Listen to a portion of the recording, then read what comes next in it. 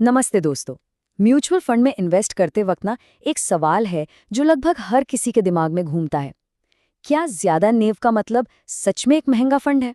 आज हम इसी उलझन को, इसी मिथक को जड़ से खत्म करने वाले हैं। अच्छा जरा सोचिए, आपके सामने दो फंड्स हैं। एक की एनएवी है मान लीजिए 1,000 रुपए और दूसरे की सिर्फ 10 रुपए। अब ईमानदारी से बताइए, पहली नजर में वो 10 रुपए वाला फंड एक जबरदस्त डील लगता है ना?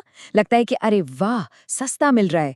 लेकिन क्या ये वाकई सस्ता है या ये बस हमारे दिमाग का एक छोटा सा खेल है?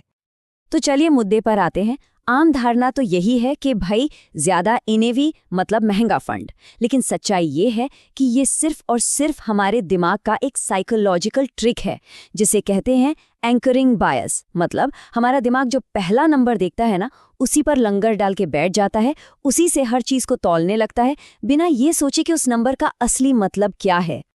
तो इस मिथक की दीवार को तोड़ने के लिए सबसे पहले इसकी नींव को समझना होगा। मतलब आखिर की एनएवी है क्या चीज? देखिए, नेव यानी कि नेट एसेट वैल्यू किसी भी म्यूचुअल फंड की एक सिंगल यूनिट की आज की मार्केट कीमत है। बस इसे ऐसे समझिए जैसे पिज्जा का एक स्लाइस। अब उस स्लाइस की कीमत से ये थोड़ी पता चलता है कि पूरा पिज्जा कितना टेस्टी है या कितना बड़ा है ना? ये सिर्फ उस एक यूनिट की आज की वैल्यू है और कुछ नहीं।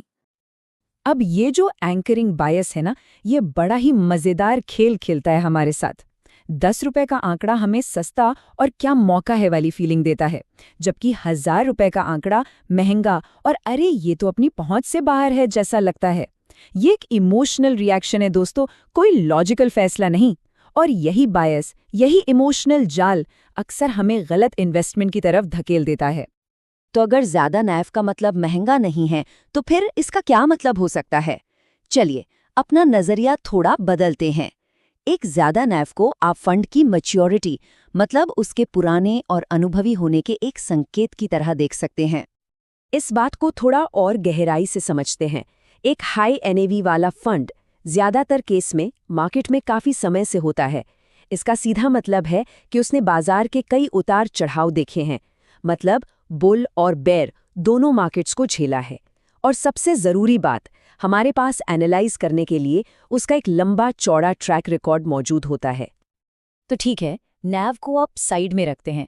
फिर वो कौन सी चीज है जो सच में मायने रखती है? दोस्तों, असली हीरो है फंड की परफॉर्मेंस।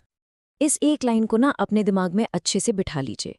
किसी भी फंड का एनएवी ज्यादा होना इस बात की जरा सी भी, मतलब बिल्कुल भी गारंटी नहीं है कि वो भविष्य में आपको अच्छे रिटर्न्स देगा ही देगा।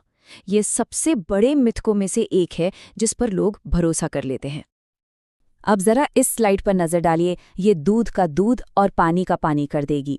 यहाँ दो फंड्स हैं और दोनों का एनएवी 2,000 रुपए से भी ज्यादा है। अब देखिए, फंड ए ने अपने बेंचमार्क और अपने बाकी साथी फंड्स दोनों को बुरी तरह पछाड़ दिया, मतलब आउट परफॉर्म किया। वहीं दूसरी तरफ फंड बी, जिसका नैव भी हाई था, वो बुरी तरह से अंडर परफॉर्म कर गया। तो इससे क्या साबित होता है? असली किंग एनएवी नहीं, परफॉर्मेंस है। तो यहाँ मुद्दे की बात यह है कि किसी भी फंड की सफलता उसके एनएवी के नंबर पर नहीं, बल्कि उस जहाज को चलाने वाले कप्तान यानी फंड मैनेजर की काबिलियत, उसकी इन्वेस्टमेंट स्ट्रैटेजी और सही समय पर सही स्टॉक्स चुनने की उसकी क्षमता पर टिकी होती है। यही वो चीज़ है जो एक विजेता फंड बनाती है। ठीक है, तो अब जब नैव का भूत उतर गया है, तो सवाल ये उठता है कि फिर सही फंड चुने कैसे? चलिए कुछ प्रैक्टिकल स्टेप्स पर नजर डालते हैं जो सच में काम आते हैं। तो अगली बार इन्वेस्ट करने से पहले इस चेकलिस्ट को दिमाग में जरूर रखें। नंबर 1, फंड की कंसिस्टेंट परफॉर्मेंस को देखिए, सिर्फ पिछले 1 साल की नहीं। नंबर 2, फंड मैनेजर का अनुभव और उसका ट्रैक रिकॉर्ड कैसा रहा है। नंबर 3, क्या फंड ने अलग अलग मार्केट साइकिल्स में लगातार अच्छा परफॉर्म किया है। और नंबर 4, जो सबसे जरूरी है, एनएवी के नंबर को, चाहे वो ज्यादा हो या कम, पूरी तरह से इग्नोर कर दीजिए। तो इस पूरी बातचीत का निचोड़ क्या निकला? अगली बार जब कोई फंड आपके सामने आए, तो खुद से बस एक सवाल पूछिएगा, क्या आप सिर्फ उसका प्राइस टैग देख रहे हैं या उस टैग के पीछे की असली वैल्यू यानी परफॉर्मेंस और क्वालिटी को समझ रहे हैं?